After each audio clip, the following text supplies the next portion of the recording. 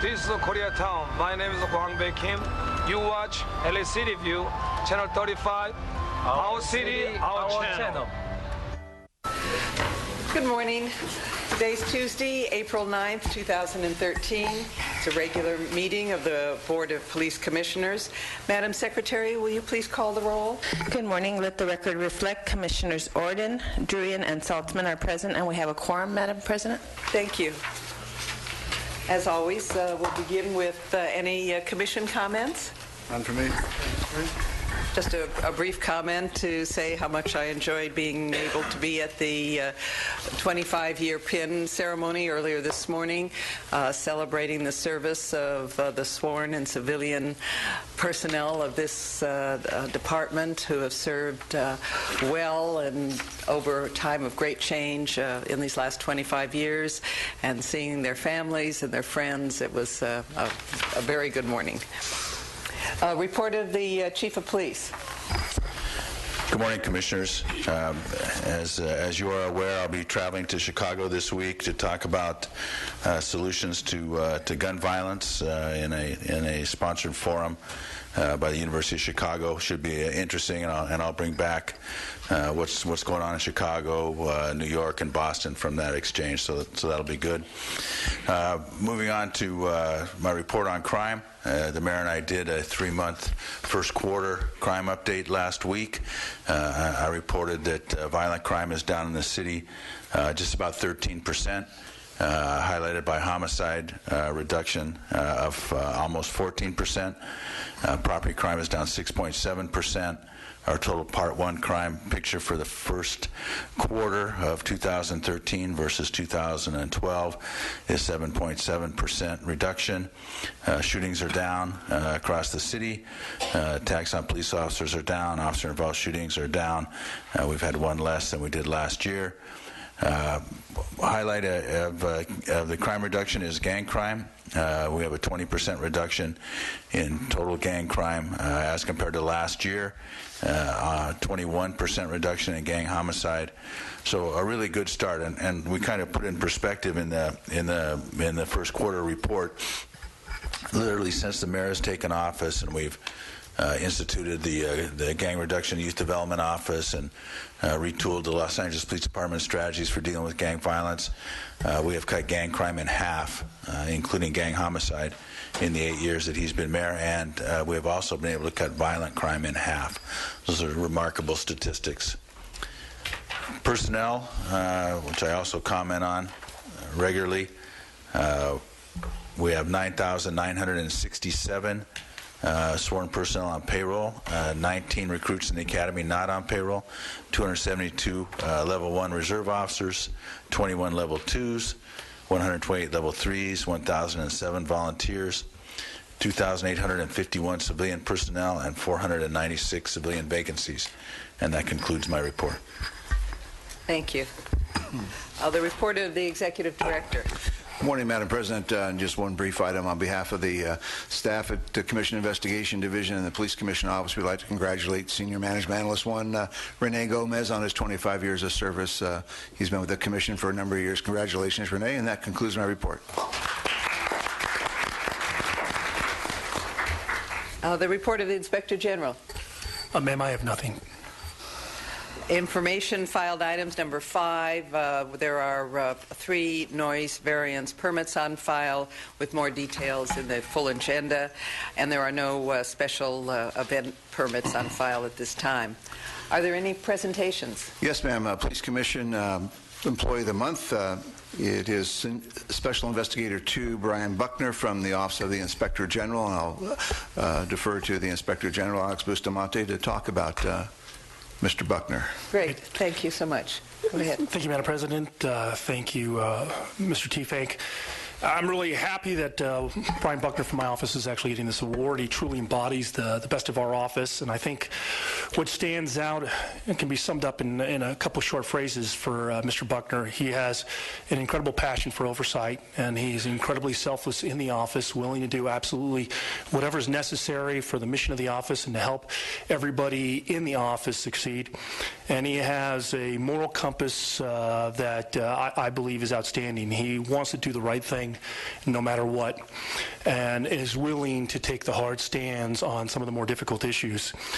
Some of the highlights of his background, what most people that Brian Buckner is a special investigator too in our office, but that really doesn't say what he does. I mean, what he does is actually far more than that position. He acts as a supervisor from time to time and deals with managing the use of force office. He's always willing, as I already said, to take on new responsibilities in special projects, and he's my go-to person when it comes to some of the more difficult issues. Like I indicated, he has an absolute passion for oversight, and to that end, he has gotten himself elected as the vice president for the National Association of Civilian Oversight for Law Enforcement, which is a national organization with sole responsibility is the oversight of law enforcement officers in the country. On top of all of these things that I've mentioned is his day-to-day responsibilities, which is making sure that the department's use of force, the serious uses of force, what we call categoricals, are being handled appropriately. And he has shown by his investigation in individual cases as well as assisting in other people's cases by performing reviews and making sure the public reports are out so the public is aware of what is actually being handled by our office and by the commission. He does those, and he does them remarkably well. So as a total package, he's one of the outstanding employees in my office, and like I said before, I'm absolutely proud that he's getting this recognition. He truly deserves it. Brian, why don't you come forward?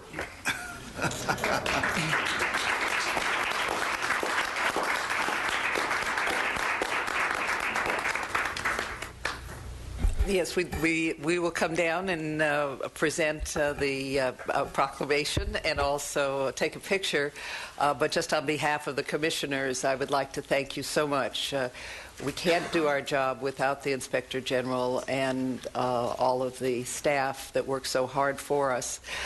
You are our eyes and ears, and we appreciate that and look forward to continued working together.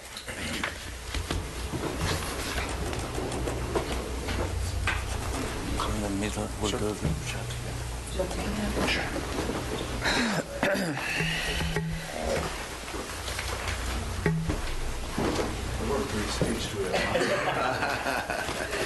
We certainly have time.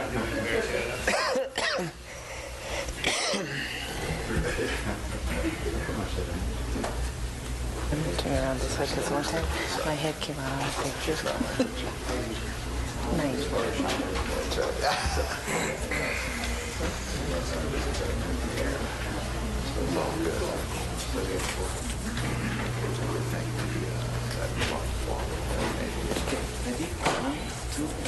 One more. Thank you.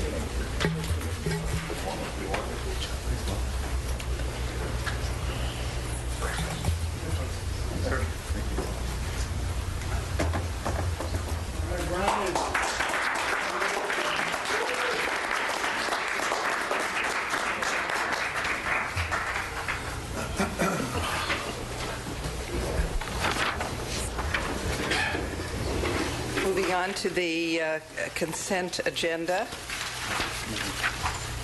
Is there a motion? Oh, there's no consent agenda? No. And on the regular agenda, 8A through 8J. Is there a motion? Well, J is going to refer to the Inspector General, right? Right. So I would move approval of 8A through I, and J with the instructions to have the Inspector General review it and report back. Thank you. All those in favor? Aye. Then we go directly to public comment. Yes, we have 9 cards. We have Annie Hall, Bilal Ali, Becky Dennison. Not to you, Jay.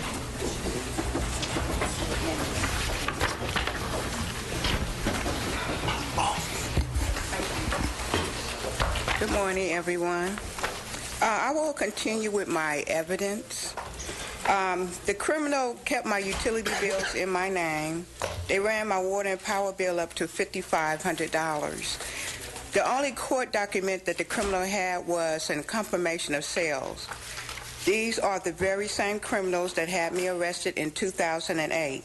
The case was dismissed because it was a civil matter and I'm the owner of the property.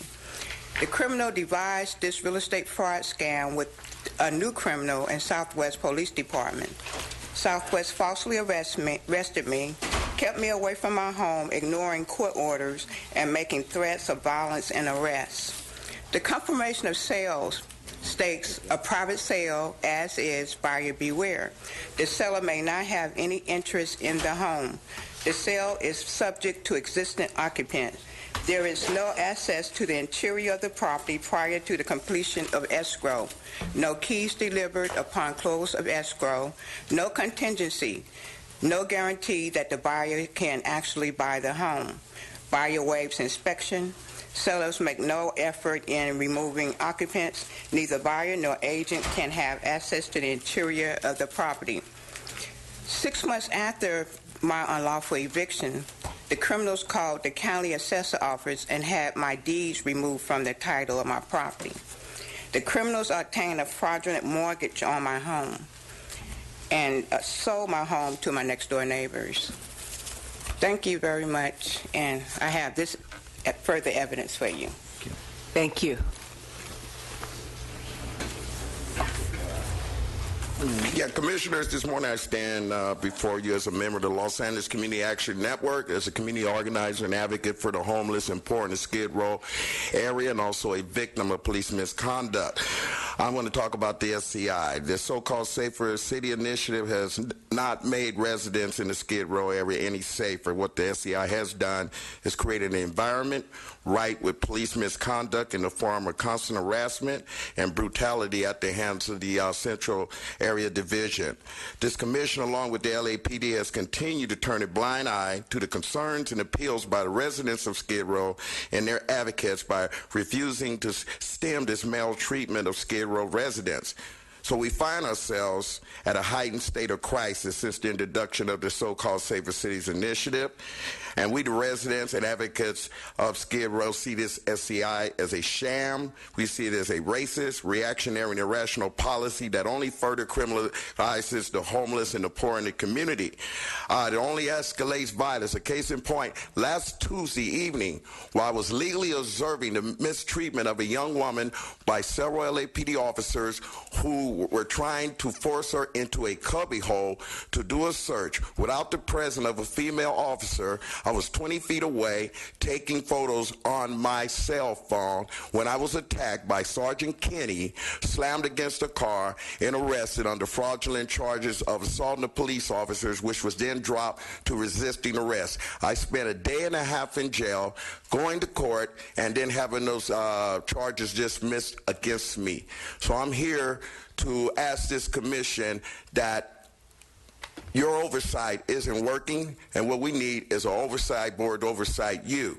I want to demand the dropping of fraudulent charges against Deborah Burton and Dwayne Hollis, members of the Los Angeles Community Action Network and advocates for the homeless and poor in Skid Row. The continued targeting of advocates who are only addressing issues in Skid Row, we want you to cease and desist targeting us. We want an independent investigation. Thank you. Why I was arrested, and Dwayne Hollis, a former Marine vet, was attacked without provocation. All right, this is what I'm talking about. You're turning a blind eye on us. 2 minutes is not going to give us any justice. Yeah. But we're demanding justice, and we see we can't get justice. Thank you. Your next speaker, please. Thank you. And I want to file a complaint. Can I file a complaint in there today against the brutality that was meted out in this? Okay. You don't have to touch me. You don't have to touch me. All right. You don't have to touch me. That's battery. That's battery. Like yes, you may file a complaint. And please be courteous to your next speaker. Does that mean I can't file a complaint? No. You may file a complaint, but please be courteous to the next speaker. My name is Becky Dennison. All yours.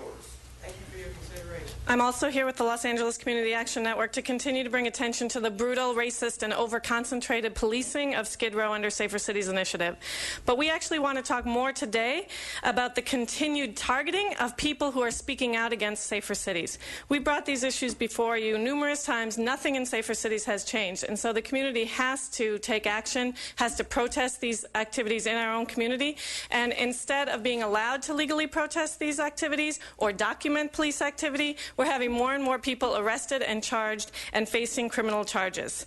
A couple weeks ago I was here and I heard you, Chief Beck, say that you were talking about the new LAPD and you wanted to keep SARS on record so you could be sure that political organizations weren't targeted as they have been in the past. You don't need to look at the SARS because they're right here in the documents we got from public records. We are listed in interdepartmental correspondence for an entire year for having a legal protest at the monthly Skid Row Rock, right next to drug and alcohol-related offenses and parolee activities in the SCI area. Is legal protest considered a crime? It's in your crime report for a whole year by Lieutenant Paulson, the head of Safer Cities.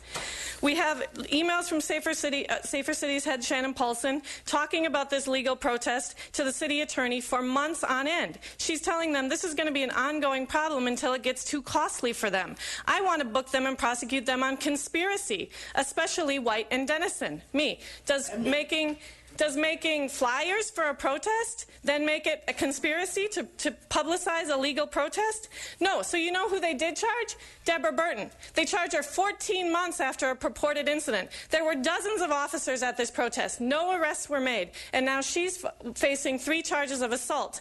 After Shannon Paulson also tells the city attorney, because she's just dying to find some charges for these protests, she will dedicate the full resources of her 50-officer task force. Is that what Safer Cities is about? Criminalizing 60-year-old women who are trying to improve their own community? We want you to look into all of these charges. Dwayne Hollis is the most recent. Deborah's facing trial this month, and we want a community forum on these issues in our community. Thank you. And the next four speakers, Gerardo Gomez, Adam Rice, General Dogan, and James Porter.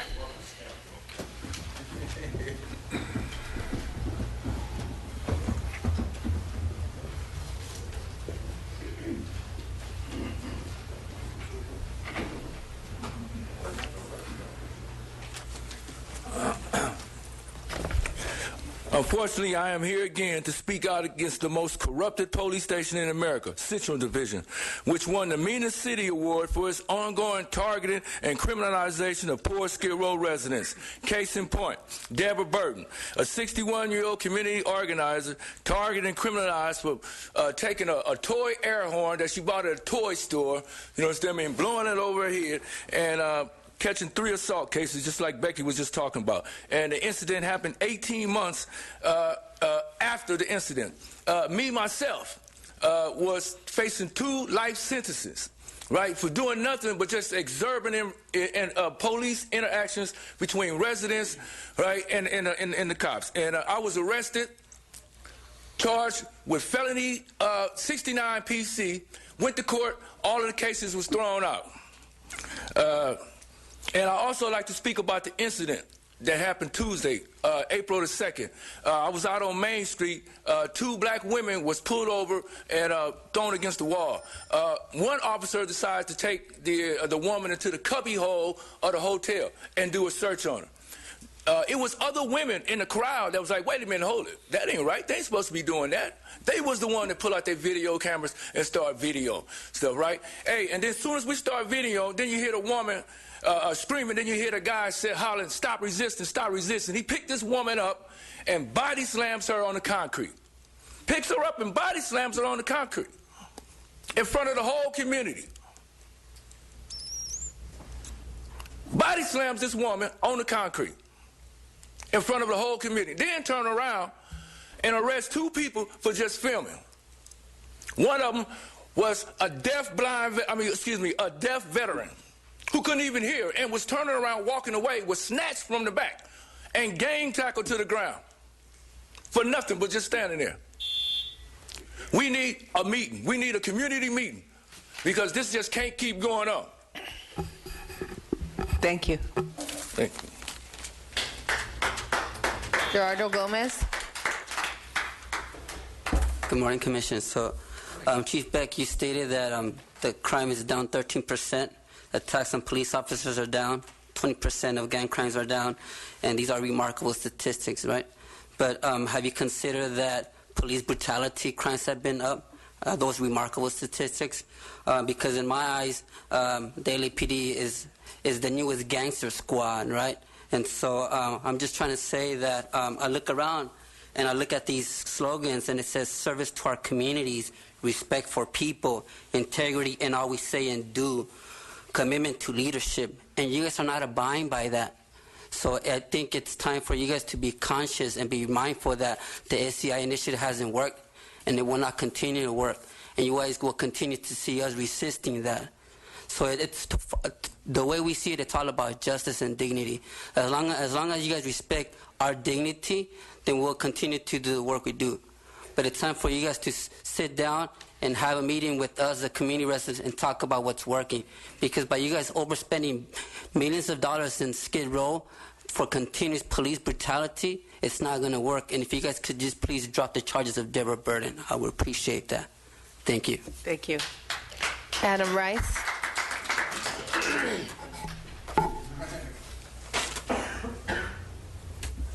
Good morning, Commissioner. Good morning. My name is James Porter. I am a member of LA CAN. But today I'm going to talk to you as a resident. What I want to bring to your attention is that we are neighbors. Yet, we don't know each other. We know about each other, but we don't know each other. At my hotel, there was an officer that came in for a meeting, and she stood up. I'm the new person in charge downtown. And if I catch anybody standing out the hotel, I'm going to write them a ticket for loitering. I brought to her attention that loitering is not is standing around with a criminal intent to do harm. That you are lying to the tenants, that you cannot write us a loitering just for standing around in front of my building. This type of intimidation we don't need. I'm bringing it to your attention as a neighbor, Chief Beck. Something needs to be done. The community has got to get together. We do not fear the police. We want the police to respect our rights. This is what's going on. We're asking you over and over to respect our rights. We, Skid Row, demand a town meeting with you. These solution has got to be solved. If we don't, and if we don't work together, solving these solutions, crime, you talk about crime is down now, it could escalate. We have to work together as a team. We want you to stop disrespecting our rights and, and be neighbors and work together. I'm asking the commissioners to hear and understand. Downtown is growing. You need to address our issue. We need a meeting so we can address these issues and move forward. That's what we're asking. Now I'm going to step up to LA CAN. Thank you. We will stand for our rights. Thank you.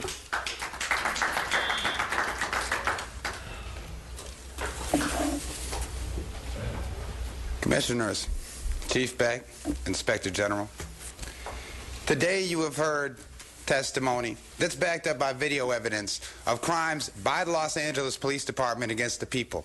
I find it funny, Chief Beck, that you say gang crime has been cut in half when the biggest gang in Los Angeles continues to criminalize the people. Brother James spoke about rights.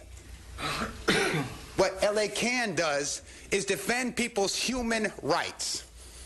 And what the Los Angeles Police Department has done again and again is continually target people who have done nothing but exercise their right to free speech, their right to stand up and do something good for their community, which is what the police department is supposed to do. I've stood in front of this commission, 10 times, and I've said the same thing. And we are still living under the same reign of terror from the LAPD. 7 years. The Safer Cities Initiative has been in effect. And you haven't even bothered to come down and speak to the residents, but you have no problem speaking to the stakeholders.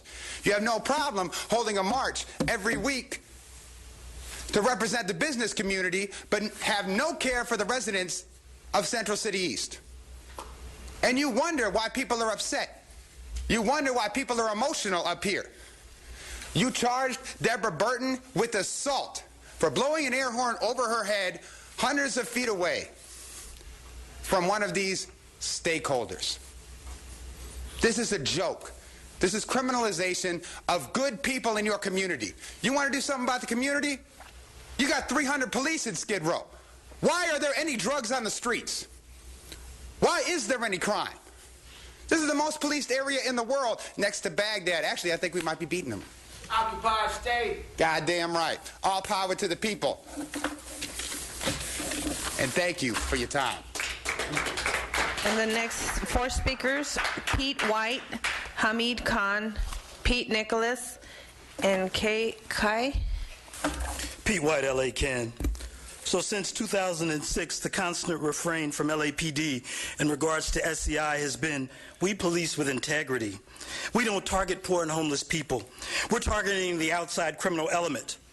Lies then, lies now. You have targeted poverty-stricken residents and organizers and have colluded with the business community to do so. I will read into record a sample of emails, just a sample today, we have to prove this point. We plan to continue releasing records to expose this potential KK Act violation. And for the lawyers in the room, you know what Schedule 1983 of the KKK Act is. This is from your sergeant, Ronald Crump, to Estela Lopez. Judge Randolph sentenced Annie Moody to 180 days with no release. He also ordered her to pay $1,000 in public defender's fees. The judge also took $200 she had on her in personal property and applied it to her public defender's fees. Ronald Crump was awarded $1 million from your department for discrimination against his sexual orientation. Estela Lopez, back to him. Sarge, thank you for the message! Exclamation point. Please convey to everyone involved how extremely grateful we are for the focus, time, and resources SCI has expended on this. Of those 180 days, do we expect her to fulfill anything beyond 18? Then Shannon Paulson, Lieutenant Shannon Paulson, gets into the mix because Annie Moody, after her 75th arrest, is back. Shannon, what can we do about this? Estela Lopez says. Moody is back. Now the weekend is over. But she put her tent up again, and as soon as the police pulled away, she became more defiant. Shannon Paulson. We'll take care of it. She's going back to jail tonight if she's there. Forget about due process. Forget about the fact if it was 9 o'clock and the Jones settlement was going on. This was another violation of her rights. We have it in record. We have 1,000 records that we will begin to release. Drop the charges on Debbie Burton now. Now is the time to have a public forum on SCI in Skid Row. Chief Beck, don't be a coward. Hamid Khan. Hello, Hamid Khan with the Stop LAPD Spying Coalition and Los Angeles Community Action Network. I'm reminded about when we were here about 3 weeks ago, and it seems like that any kind of transparency and accountability is going to have to be done through our people's audit. What you just heard was a sample of people auditing and coming up with documentation and substance and facts of what is going on, what is so rotten with the Los Angeles Police Department. Building charges against a 61-year-old woman who is only speaking out as a homeless advocate, who is speaking out for the rights of people who are living in poverty, for the lives of people who are constantly being harassed, intimidated, and framed by the LAPD. And then on top of that, to do selective targeting of individuals who are documenting the abuses. I'm not going to look on this side because they have completely been discredited.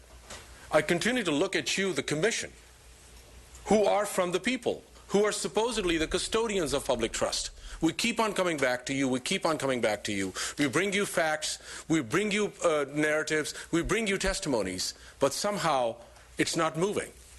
We brought you the People's Audit three weeks ago. We talked about the history of Red Squads. We talked about the history of destroying the lives of political protesters. We talked about the history of destroying the lives and infiltrating communities. And this is exactly what's going on. It's a selective targeting. But when are you going to listen? When are you going to open up? When are you going to hold public hearings? When are you going to come to the community? Chief Beck keeps on just reveling in this fact about the new LAPD. Well, yeah, it is new. It's gotten more clever, but the tactics are the same, the impact is the same. So we demand that you hold some kind of public hearing at a town hall in Skid Row. Thank you. Pete Nicholas. Madam President, I have furnished a copy of my brief remarks to your Secretary. Thank you. Old Rampart Station, undergoing Phase 2 Prop Q funded repurposing into new metro, still has an expensive 50-year-old granite pedestal marker sign announcing Rampart Station and still located in front of Old Rampart. Community preservationists want to save that beautiful old sign, move it to new Rampart Station, which lacks any Rampart-specific curbside signage, and install and flood illuminate that sign. Prior oversight or budgetary constraints simply left the sign behind when the multi-million-dollar new Rampart Station was constructed and equipment, operations, and personnel then moved there. We compliment and highly approve of LAPD's announced preservationist intent to rescue, restore, and reinstall existing award-winning ceramic tiles created for old metro exterior walls and planned for new metro. But we have been unable to ascertain any plans of any kind to prevent demolition and dumping of the old sign. Metro Division seems to feel no obligation to protect or repurpose that beautiful, free, historic marker. We believe you should assure that the current $17 million plus funding for repurposing Old Rampart includes saving the old signage and installing it at new Rampart, which was itself constructed with Phase 1 funding. Due to street address change, the new sign may require some modification, but happily the current sign has sufficient, equally weathered, original material on the reverse side to allow for any necessary matching stone to be moved from back to front. Thank you for helping us preserve and repurpose this cherished sign while also giving new Rampart better curbside signage. Thank you. And the last speaker, Kai. I pronounce the last name. I'm an activist. I'm a member of LA CAN and other human rights groups, including anti-war activists that slaughter innocent people across the oceans by the thousands, by the millions, against unfair treatment of poor people and homeless people. They have not created this economic crisis. It's a super rich 1% that created it, and the police seems to blame the poor and the homeless. The homeless have every human right by the UN Declaration of Human Rights. They are human beings just as much as anybody else. But just because their economic situation puts them in a situation they don't have the money and they don't have a place, a shelter, they're treated and they're being criminalized by the LAPD and police all across the country. This whole I'm also an activist. I have been for 10 years against the nuclear bombs that bombed my people in Hiroshima and Nagasaki. And it's still a threat. The two greatest nuclear powers, the United States and Russia. Okay, I'm deviating too much, but I'm saying the human beings, the homeless are human beings, and the police see the poor and the homeless as people less than human. Just because, and all the trashes, they look at the trashy area. I know that they don't give the homeless the same public services as they give the more affluent areas. Thank you, sir. And that is the final card, Madam President. That is the final card. We will now adjourn and I'm sorry. That was the last one. One more? All right, we said take one more. We can take one more. Okay. This is a rubber stamp board. It's a sham. Okay, we have General Jeff. Christopher Commission, you ought to be ashamed of yourself. General Jeff. A sham and a rubber stamp commission. All right. Y'all need interdisciplinary action. You don't do interdisciplinary action, then what for? It's just a call of duty to be emotional? Sorry, could you? That's my question. Thank you. Amen. Goodbye. Yes. May I? Yes, please. Good morning, Commission. My name is General Jeff. I'm on the Downtown Los Angeles Neighborhood Council Board of Directors. I've been before you before. I represent the Skid Row residents, and I'm here to talk about April 1st incident at 040 hours. I was assaulted by 2 LAPD Central Division officers. I have the correspondence there. I tried to deal with this situation. It's an ongoing situation for many, many years. I've been working with Chief Beck numerous positive situations in Skid Row, but there seems to be a total disregard for my efforts in Skid Row as a city elected official. I also have correspondence from the CEO, Herb Smith, the CEO of Los Angeles Mission, who's in front of the his mission is where the incident actually occurred, and I'm very frustrated and I'm very disappointed in the LAPD officers, and I'm here today to try to get some type of rectification to that, and I also would like to pursue my demand to have these officers arrested for assaulting me, and I wish that I could speak to someone today to find out what does it take to actually move forward with that. Executive Director, shall we... You have Commander Maislin is here. I'm sure someone from Internal Affairs could be able to assist. Yes. Thank you, sir. Thank you. Thank you very much, and you will speak with Inspector Maislin. And that is the final comment card, Madam President. Thank you. And now we'll adjourn for closed session. The Board of Police Commissioners will now recess into closed session to discuss item number 10A in accordance with Government Code 54957. Your sham, your rubber stamp, and your bias. You just proved it. Why did Christopher Darkness pissed off?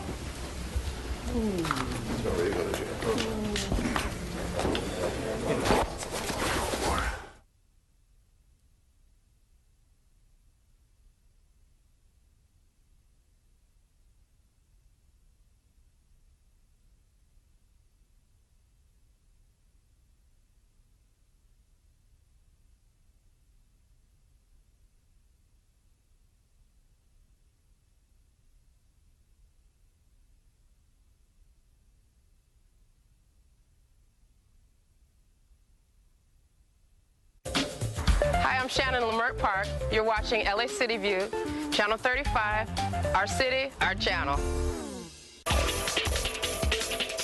Every day is Kids Day at the Los Angeles Public Library.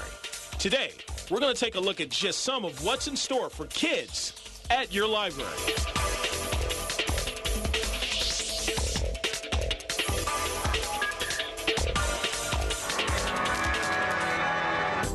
I'm Franklin D. Neely, and welcome back to At Your Library, your guide to the incredible world of the Los Angeles Public Library. Now, if you think that libraries are just about books, then you've got another thing coming. City Librarian Fontaine Holmes, tell us all about it. This is the children's